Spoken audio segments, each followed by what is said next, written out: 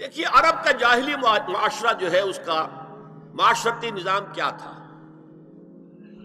کیا وہاں عورتیں ننگی رہتی تھیں؟ کیا وہاں کوئی خاندانی نظام نہیں تھا؟ یہ نہ سمجھیے کہ وہاں کوئی اس طرح کا معاملہ تھا کہ کوئی خلا تھا۔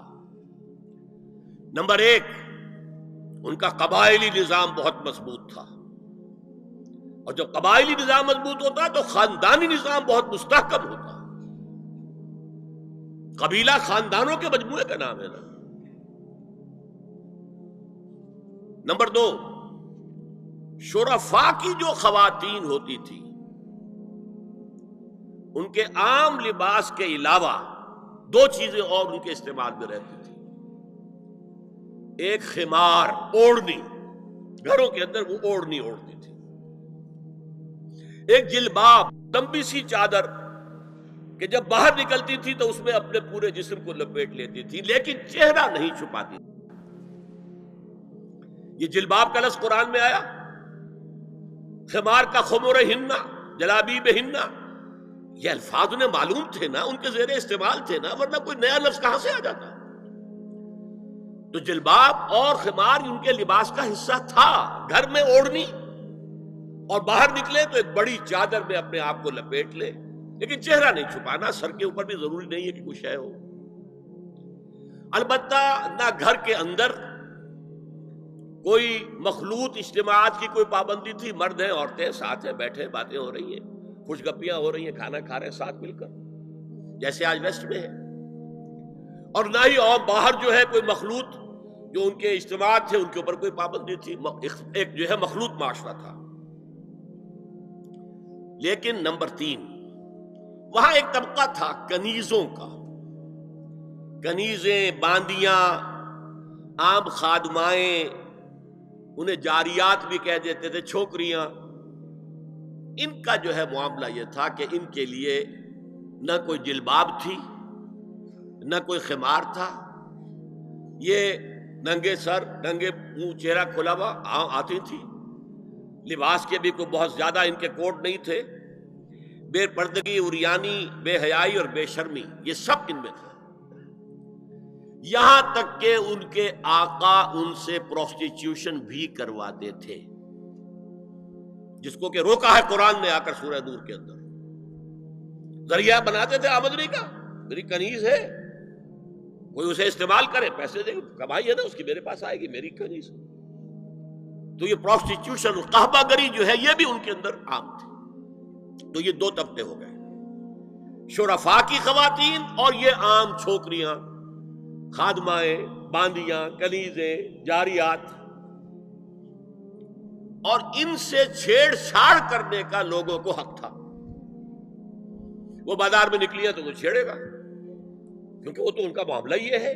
پروسٹیٹیوشن کے لیے بھی جب آمادہ ہے، یا ایک ہے معاملہ چل رہا ہے پروسٹیٹیوشن کا بھی، تو چھیڑ چھاڑ کے اندر تو کوئی بھی رکاوٹ ہے ہی نہیں۔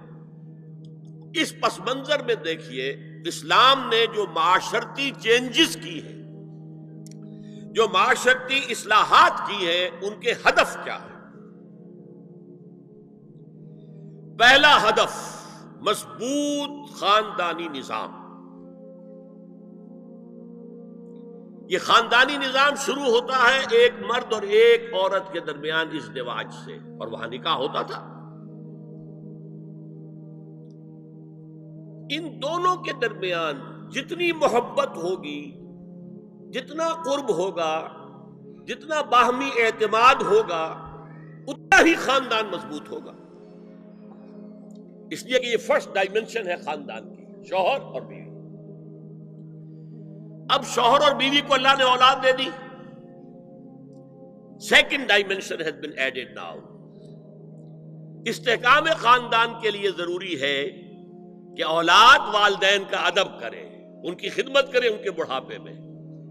یہ کہنے کی ضرورت نہیں تھی کہ اولاد سے محبت کرو، اولاد کی محبت تو دل میں ہے ہی ہے، اور اس کے لیے تو یہ کہنا پڑتا زیادہ محبت نہ کرو، زیادہ لاڈ پیار کرو گے بگڑ جائیں گے، ان کے محبت کی وجہ سے حرام میں منہ نہ مارو، انہیں اچھا کھلانا، اچھا پہنانا، یہ روکا گیا ہے۔ کہیں نہیں کہا گیا اپنی اولاد سے محبت کرو، وہ تو ہے، کریں گے، ہاں، لیکن بوڑھے والدین قرآن میں 5 جگہ اللہ کے حق کے فوراً بعد والدین کا حق ہے.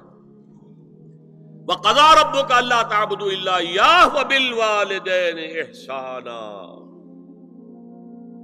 أَنِ اشْكُرْ لِي وَلِوَالِدَيْكَ. دیکھیے سورہ لقمان میں أَنِ اشْكُرْ لِي، شکر کرو میرا، میں خالق ہوں تمہارا، رب ہوں تمہارا. وَلِوَالِدَيْكَ، اور اپنے والدین کا، کیونکہ وہ ذریعہ بنے ہیں تمہارے اس دنیا میں آنے کی. اور تم جب چھوٹے سے تھے انہوں نے پالا پوسا ہے، اپنا پیٹ کاٹ کر تمہیں کھلایا ہے، اپنی رات کی نیندیں حرام کر کے تمہیں پالا ہے. لہذا وَقَضَىٰ رَبُّكَ أَلَّا تَعْبُدُوا إِلَّا إِيَّاهُ وَبِالْوَالِدَيْنِ إِحْسَانًا. اور تیسری ڈائمنشن بہن بھائیوں میں رشتہ، اولو الارحام،